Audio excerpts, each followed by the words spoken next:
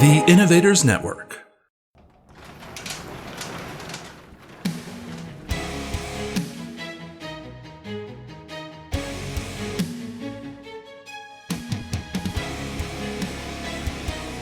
This is Killer Innovations, a show about ideas, creativity, and how you can innovate. Welcome to the Innovators Garage, where you learn to create your next game-changing killer innovation. Welcome to Innovations. I'm your host, Phil McKinney. We are back here for another episode. This is part of a series that I've been preparing, talking about the 4 elements of an innovation framework. We're going to talk a little bit about that more here in a second, but this is part 3. So there's 2 previous parts. If you haven't listened to them, I would encourage you to go back and listen to those shows also. Kind of put it all in context. So we've talked about, there's one show out there that is the 4 key elements that all innovation frameworks have to have. And then we've done each show to go through each of those elements in more detail. So I want to encourage you to go back. If you have not grabbed the slides, if you've been listening to the show, or if you're watching this on YouTube, all of the materials, the slides I use that are available that you can see in the YouTube video, etc., are all available for free download. Just hop over to killerinnovations.com. In the upper menu, you'll see free download. Click that button. It'll take you to a page. Click the button, and you get the free download. But not only for these 4 elements or these 4 shows, but there's a whole bunch of bonus material that is in that download, including templates for roadmaps, templates for forecasting, all kinds of tools. So hop on over to killerinnovations.com, go to the free download, click that, and that will get you up and running pretty quickly. And again, we will be continuing to add to that list of downloads, so you want to keep an eye on that tab. So let's get started talking about today's focus around the 4 elements. And what we're going to talk about today, before we get into it, I just want to refresh everybody's memories here about why we talk about innovation so much, right? What is innovation all about? Well, one is innovation is about challenging the assumptions of our industry or our company. It's about questioning what we think we know about our customers, and it's about being open to ideas. The crazier, the better. I just want to set this framework up, right? Whether you're part of a company, a government agency, a small startup, just remember, we're here about challenging our assumptions, challenging what we know about our customers, challenging ourselves about being open to accepting other people's ideas. And as we walk through the framework, it's all about getting as much of that information, as much as that input into the overall process. So we've shown this diagram before. This is the FIRE framework, the FIRE innovation framework. Remember, framework is not the process.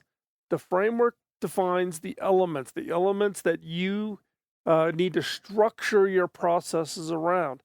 The 4 elements in FIRE, the F is focus. So focus being define that research of where that opportunity is, where that problem is, where that opportunity is. Where are you going to search for the ideas? You must define this area of focus. If you leave it open-ended, you end up with incremental ideas or ideas that really aren't going to be that impactful into what it is you're trying to do. Next is ideation. Ideation being the process of generating ideas that are going to become future innovations. There's lots of different ways to generate ideas, to do the process of creating ideas. You can do brainstorming, electronic suggestion box, etc. Remember, ideation defines the framework. You can choose whatever process it is that you want to use to generate those ideas. Ranking, use some form of ranking approach. You need to identify the best ideas because you're going to have lots of ideas, but you have to be able to identify what are those best ideas, the ideas that you want to go forward with. And then execution. You've heard me say this before. I'm going to say it again. You're going to get tired of hearing me say this all the time. Ideas without execution are a hobby. And as innovators, we are not in the hobby business. It's about taking ideas and making them real. A lot of people go through and they find the focus, they ideate, they maybe think they've got some good ideas, they write it into an idea notebook, and that's where they stop. That is not where you stop. That's where you begin. Take the best ideas, you run experiments, you test. You want to ultimately launch that best idea, some kind of a new product or a new service. Execution. So again, fire, focus, ideation, ranking, and execution. Now, so far in this series, I've talked about focus and I've talked about ideation. So, what do you think today's topic is? Today's topic is around ranking, about ranking those ideas. Now, why is ranking so important? Look, I'm going to give you a scenario, and I'm going to bet you have had this experience. You get called in to be part of a brainstorming effort. So you get 10 of your best and brightest. You all go into a conference room. That was pre-COVID. And, someone says, hurry up. Management needs us to come up with some new ideas for a product. People start throwing out ideas. Someone's standing at the flip chart, writing them down. Yeah, about 20, 25 minutes, everybody's kind of running out of steam. And then what happens? Well, now you get this, wall full of ideas, this flip chart full of ideas. And someone goes, oh, I'll type them up. I'll type them up. So someone rips off the flip chart, takes them back to their desk. They type out this big long list of ideas into an email, and then they send the email around. What happens? Be honest. What happens? Nothing. Nada. That email gets sent around. Nobody knows what to do with a list of a couple hundred ideas. 10 people in a room, everyone comes up with 20 ideas. You're easily at a couple hundred ideas. What are you going to do with a list of a couple hundred ideas? Nothing, right? You're just looking through that, and you may have one you particularly like. Somebody else may have one they particularly like. What I see typically happen is that gets passed up through management. And what does management do? The executive picks one of them to go forward with, and it was kind of their pet project anyways. So what happened was the role of the ideation activity was absolutely meaningless. Why did you even bother doing it if the executive is going to pick their pet project? That is where ranking comes in. Ranking is the process of sorting through 200 ideas to create some kind of a meaningful list that tells you, here are the ideas that you want to work on, here are the rest of the ideas. Now, it doesn't mean they're less value, but of this pile of ideas that this team generates, here are the ideas at the top that we want to go forward with. Now, many of us have gone through and we've done, phenomenal brainstorming sessions. We've got, great ideas. We got Post-it notes flying around all over the place. But then this gets back to this question of what do you do with them? So we talked about it in the previous show on ideation about grouping ideas. Look, there's going to be duplicates. Not every idea is so radically new. So in the process of ideation, you've now grouped these ideas. And now you can kind of step back, you look at the groupings, and you kind of go, okay, some groupings have more ideas to them, some have less ideas. And as a result, you kind of get a feeling for like a heat map of where are those things. And it's just kind of input and feedback where everybody's kind of looking into a common area. Ranking, again, helps you to kind of filter through that to get to the best ideas. Now, why also is ranking so important is it's the start of your funnel. You start your funnel with ideas, and as you progress that, whether it's through market validation or customer validation or launching it or putting it out to the world, the number of ideas you can work on is decreasing because the dollars and resources for each phase is going up. So when you think about your innovation funnel, the start of the funnel comes from your ranking. If you have a poor selection process, if you have a poor ranking, or you don't do ranking, you're just doing random picks, if you're putting garbage into your innovation funnel, you will get garbage out of your innovation funnel. Ranking is the key. It's the selection process of what ideas you are going to go forward with.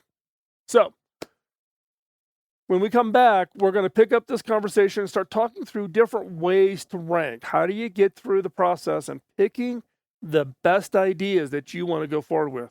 So don't go anywhere. We will be right back.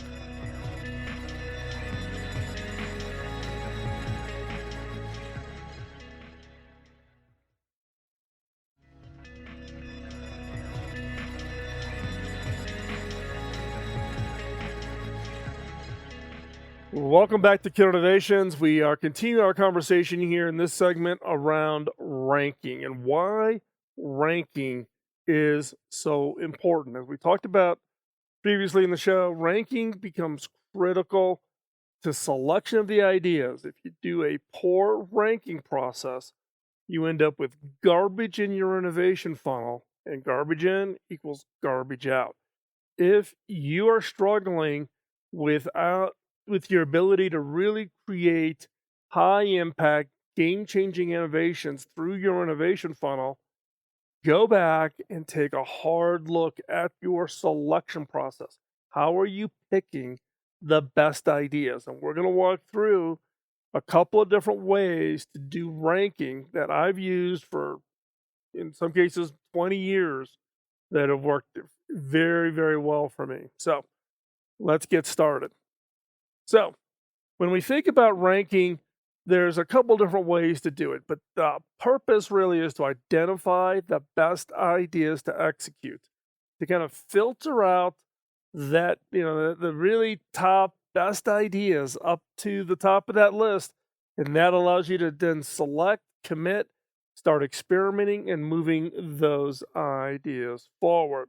But it isn't just as simple just to say okay, we're going to vote. Everybody give a thumbs up. That's a good idea. Go forward. Doesn't work. You got to kind of get to that next level. And there's, again, a couple different ways to do this. So there are some keys to ranking. Some of those keys to ranking are, one is that you want to leverage the wisdom of the crowd. You pull together a team. You want to select a very diverse set of people to be on the team. And I'm, beyond the typical HR definition of diversity. I'm also talking about, in addition to that, diversity of experiences, diversity of education, diversity of familiarity with the area, right? You want people who are very familiar with the subject matter, but you also want people who have no familiarity, because they're going to look at the problems and things differently. You want as diverse as possible. You want a strong preference that the people who rank are the same people who were part of the ideation, the teams that generated the ideas. Now, in my case, what I typically require is that in the ideation session, we do the ideation, we take a little bit of a break, we go right into ranking, but we do it in the same facilitated event. We don't do ideation 1 week and come back a week later and ideate. If you've got an ideation and ranking effort that you're trying to do about generating ideas, ideate and rank at the same time. The wisdom of the crowd. Well, you need a crowd. I have found that a minimum of 8 people voting gives you really good results. You get less than 8, you run into one individual being able to bias. You get 8, 9, or 10 people, you kind of take out the two ends of the spectrum, and it gives you a scoring mechanism where I have found that if you do it properly, you'll get about the top 2-3% of your ideas will float to the top. There'll be a gap in the scoring, and then you'll get the rest of the ideas. So minimum of 8. Key to ranking is to avoid bias. You want to get rid of the bias. So you want to eliminate executive influence. Ever since HP, I get kicked out. I don't get to participate in the ranking exercise, and that's fine, because if I'm there and I make a comment or I make a facial expression, people will change their votes because they want to align with me as the CEO or me when I was CTO at HP. So you want to eliminate the executive bias. Where possible, voting should also be unanimous. So again, ranking. Why are we doing this? We want to identify the best ideas based on some form of an established criteria. So there are two types of ranking. There's what I call wow or dot voting, right? This is using we use little round colored dots. We give everybody a certain number of dots, right? And you just kind of walk up and you put your dots onto the ideas that you think are most important. It's used for quick sorting when you got lots of ideas and you need to quick sort to get down to the ideas that you really want to take a look at. But it's a gut feel. Don't overthink it, move quickly, etc. The second stage is criteria ranking. It's a defined set of selection questions with some form of a scoring structure or architecture to it. Its questions need to be adapted to your organization or team. You just can't use my questions or somebody else's questions for criteria ranking. You need to build your own. And then you need the scoring structure that defines a stacked rank of ideas. So there's some form of score, you sort it, the ones with the highest score are the ideas that you go forward with. So let's talk about wow dot voting. This happens after you've put up all your post-it notes, you've got them all stuck up someplace.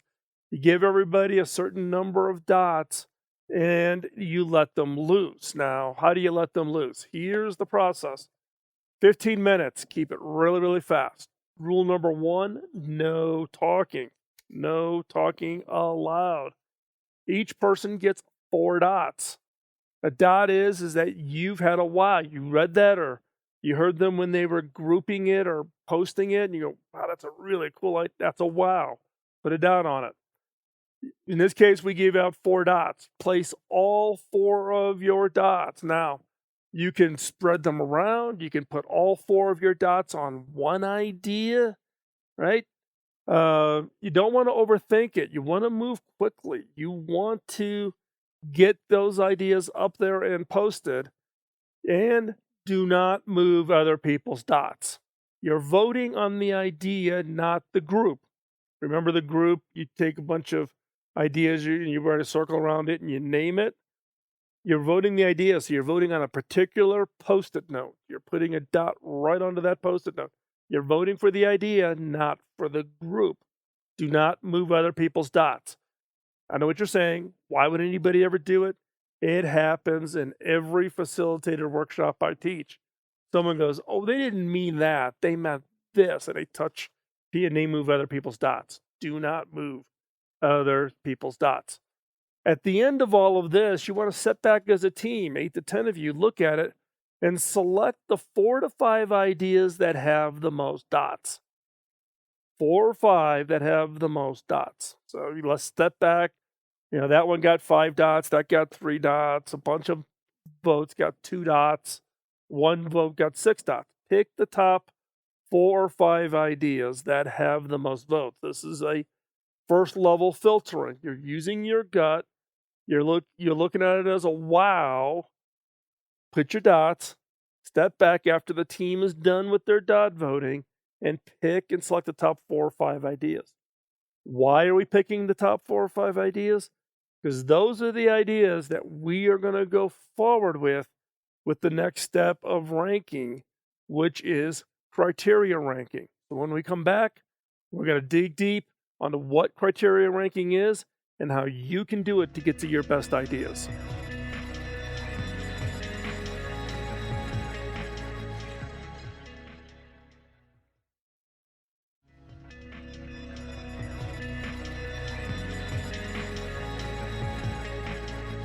Welcome back to Killer Innovations as we continue our conversation on one of the key elements in an innovation framework. This week, we're talking about ranking. Next up, we talked about wow or dot voting in the last segment. This segment, we're going to talk about criteria ranking. So, in the last segment, we talked about how to do dot voting and how to then get yourself down to the top 4 or 5 ideas that your team felt strongly about. That's where your dot, your wow voting occurred. So you've now downlisted your ideas to the 4 or 5 that got that reaction from your team, from the 8 to 10 people that you just got done looking at those all those ideas. So now we're into criteria. You're going to take those 4 or 5 ideas, and now you're going to take a harder look at those to see whether or not they kind of bubble to the top of being ideas that you want to move forward with. So you have to define the criteria. How do you define a criteria? Well, there's 2 dimensions to criteria, the ones that I create. The first one is what's the must-have elements that will define success? Given what you're trying to achieve, what are the elements that, any one of those, if you really hit it and really just crushed it with a great idea, this product would be a huge success. One way to develop these criteria is go back and look at your products or services that were really big wins, that were just wildly successful. And then go back and ask yourself, what questions would have I asked back in the beginning that would have caused me to select this idea and move forward? So you could use a time machine, go back to before that product existed. What are the questions you would have asked yourself that would have gotten you those ideas that led to that award-winning, game-changing, unbelievably successful product or service? If you haven't had one, go back and pick somebody else's product. What questions would you have asked yourself that would have led you down the path to be the creator of the iPhone? What questions would you have asked that would have gotten you to create a Tesla automobile or whatever product or service that you think is kind of the poster child for innovation success? Look at what those questions are. What are those must-have elements? What are those questions you would have asked yourself that would have led to success on coming up with that idea? So that's the first part of defining the criteria. The second part of defining the criteria are, what are the elements that your leadership team is going to look at? What are the elements that your leadership team is going to look at? Now, many of you, are going to look at, the whole issue of these elements from the standpoint of, look, we want to create really great products, but your leadership team is going to be part of this decision criteria. So what are that criteria, right? You got to have a strong positive to the must-haves from your leadership team. You've got to have must-haves from above, and you must be able to meet the criteria that the leadership team is going to define, right? Both of these 2 parts of your criteria, you need to constrain it. You can't have a survey that's 50 questions that you got to apply to every idea. I would tell you that you should be able to develop a really strong criteria process within 4 or 5, maybe 6 questions. And that's it. Not 10, not 20, 4 to 6 questions. Structured the right way, wisdom of the crowd, minimum of 8 voting, can be a very strong and very compelling process. So, what's the criteria that I use? Well, the criteria I use is one that has these 2 elements. In this case, this is the 5 questions. These are the 5 questions that are in my book. These are the 5 questions I used as the CTO for Hewlett Packard. The top 3 questions are the must-haves for success of the product. The bottom 2 are the questions that leadership is going to use to constitute success. So, question number 1, does this idea improve the customer experience or expectations? Does it solve a real problem that a customer is having? Is the customer going to notice it? Is the customer going to want it? Does it save time, money, create more money, whatever. Does it improve the customer experience or expectation? Question 2, does this idea fundamentally change the company's position competitively in the market? Our competitor is going to notice. Will it disrupt the market? And number 3, does this idea radically change the economic structure of the industry? Do you create value in a unique and different way? Now, it's rare you're going to be able to have an idea that's going to be yes for all 3. Yeah, but if you get a yes in one of them, boy, you're off to the races. You get a yes in 2 of them, oh my God, you're crushing it. If you do all 3, go back and look and really test yourself. But if you truly have a yes in all 3, then you should have no problem getting people to throw money at you to support the program. If you get a strong yes in at least one of those 3, then you must have an answer to yes to both of the following. Does your company or do you have a contribution to make? Is it in an area of expertise? Do you have some unique capabilities? Do you have an access to a market that is unique? Do you have a contribution to make? Or are you going off into some total area where you have no expertise, nothing to leverage, and you're starting from ground zero? Number 5, will the idea generate sufficient margin? This is not a spreadsheet exercise. This is really just about your gut feel. Do you kind of, does this really make sense? Could we create a business model that this could lean into something? Scoring. You score each one from 0 to 5, each question. 0 means absolutely no go, nothing. 5 is like, oh my gosh, yes, it's a resounding yes. And then you got kind of gradients in between. So 5 questions, scoring it 0 to 5. So here's the process. Here is the way that you can apply this. One, we set aside 30 minutes. Select the ideas you want to rank using the criteria. That is the 4 to 5 ideas that came out of your wild ranking. For each idea, assign a value 0 to 5 for each of the questions. So if you got 5 ideas and you're ranking 5, you're going to get, upwards of, maximum score you could give would be 25. Transfer your score to the team's ranking board. I'm going to show that to you here in a second, and then total your score. So here's the ranking board. Across the top, literally, I would take your Post-it notes that's got all the dots on them, put them right across the top of that.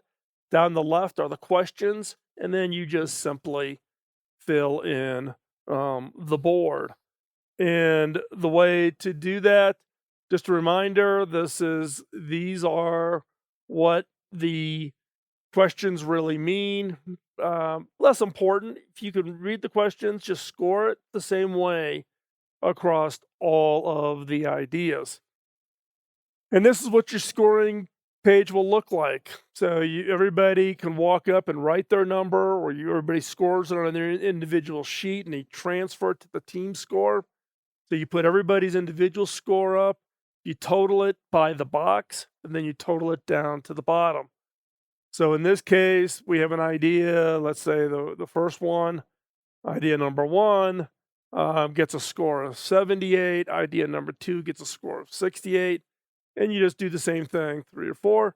At the end, out of your 5 ideas that you've run through the scoring sheet, you now have effectively a ranked list of those ideas. That is how simple it is. Now, we've done everything from setting up smart sheets to do it so it's all automated and it's tallying the score you have, to spreadsheets, to all kinds of ways to capture the scores. But asking the questions by idea, totaling up the numbers, creating that rank list, this has been very, very effective for me for, like I said, for the last 20 years. So wow dot voting plus criteria voting to select the ideas. Now, the criteria is different. We have criteria. This is the list of the questions for the Department of Education project. It's in my book. It's in the slides. You can download that over at Killer Innovations. But you don't have to use the 5 questions I put up. You can create your own criteria, but think long and hard about them.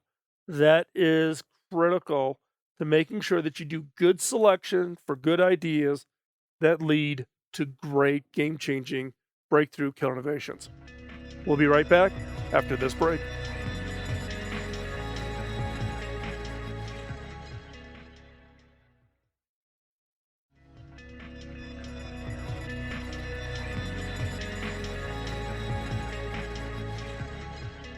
Well, welcome back to Killer Innovations. I'm your host, Phil McKinney. We are wrapping up this week's show talking about ranking and the importance that ranking plays in the process of selecting the ideas. And ranking, I can't overemphasize this enough. Ranking is critical, absolutely critical, to making sure that you are working on the right ideas and the best ideas.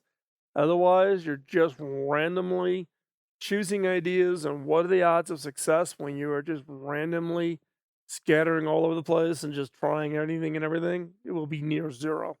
So if you want to radically improve the likelihood of success with your innovation efforts, think long and hard about ranking. How do you select those ideas? So let's take another quick look at what are the keys to ranking. Leverage the wisdom of the crowd. This isn't something about you sitting off by yourself and just doing on your own. Get a diverse team. If you are a lone innovator, go recruit some people. Go recruit, some people that are friends, advisors, people you respect. Ask them to come together. Serve them, grill them some hot dogs and hamburgers, or get onto a Zoom call and then send them a nice note and a thank you gift afterwards, right? But get a diverse set of people and get them involved in helping you to go through this ranking exercise around your own ideas. Now, typically you want to have the same people who generated the ideas to also be part of the ranking. Not required, but that would be the preference. Then again, minimum of 8 people. You want to get enough people. It's not just you and your spouse or just you and your business partner. Get more people involved. Get some people that who aren't going to be afraid to give you truthful process in the ranking. Also, avoid bias. Don't let someone dominate the conversation or try to steer people to how to rank or score. You want to, in the case of organizations that I'm involved in, eliminate the executive influence is kicking me out of the room. And then where possible, voting should be anonymous. Don't let people just raise hands or whatever. Do it anonymously so people feel like they can give you honest, good feedback. Now remember, ranking is all about an approach to identify the best idea based on some criteria. If you don't have a criteria, it's purely random. Establish your criteria that constitutes a way for you to make a selection that will have increased the likelihood of success. So you want to have a criteria. It can't be random. And remember, we talked earlier, 2 types of ranking. Use them in conjunction. Do your wow or your dot voting. We buy these bulk packs of strips with color dots. So 5 reds, 5 blues, 5 yellows, 5. And we give everybody the strip so they get their dots. And when you tell them to go dot vote, they can take those. That's all they got. They've got their 5 votes or 4 votes or how many ever votes you want to give them. And they can go up and they can place those dots on the idea, not the grouping, but on the individual ideas, right? It's based on gut feel. It's used for quick sorting. Don't overthink it. Don't try to analyze it. Don't try to apply some creative approach. Did this idea just trigger something internally? It triggered a reaction from you. You saw something, you thought, wow, that's different. This could be an interesting idea. That's what you're reacting to. In the case of criteria ranking, define a set of selection questions with some form of scoring structure. Questions should be adapted to your organization or to your team, and the score defines the stank rank. So the do the wow voting, pick the top 4 or 5 ones that get the most dots, run those 4 or 5 through criteria ranking, pick the best idea. That's the process. Now you're going to say, wow, that sounds awful simple. It is simple. Don't overcomplicate it. Trust the wisdom of the crowd. Trust the criteria that you're going to establish. You can use one that I've used. I've shared it here. There's also more about it in my book, Beyond the Obvious. I've written about it a ton of times. You can go find it over at beyondtheobvious.com or here on the show. There's past shows. There's 16 years of shows. So you can go back in and find shows that I've talked about that, on. Okay. And this all fits into the FIRE innovation framework. So we've talked about focus, ideation. This week we've talked about ranking. So you've got 3 of the 4 skills, 3 of the 4 elements needed for your innovation framework for your team, for your organization.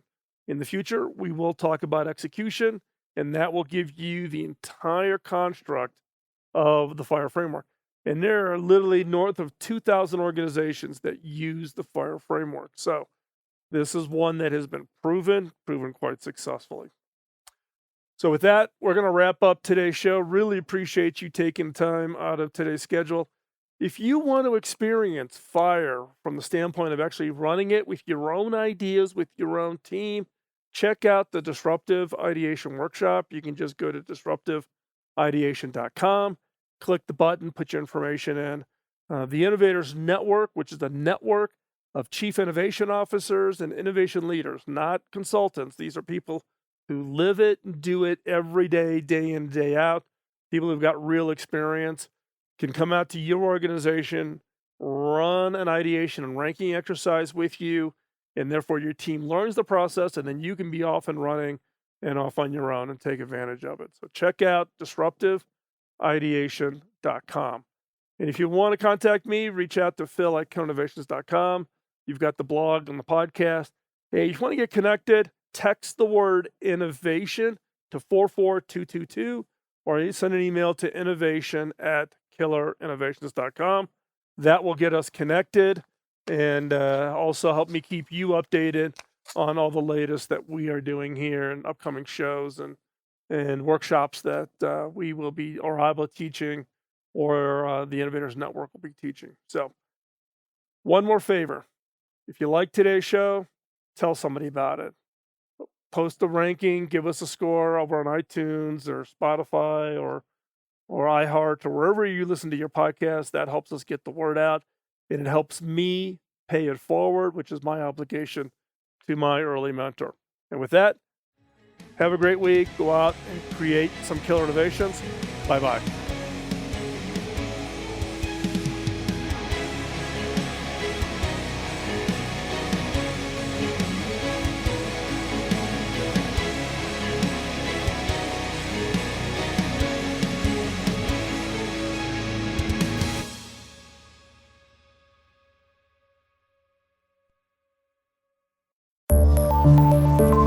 This show is distributed by the Innovators Network. For more information and other great shows and content, visit theinnovators.network.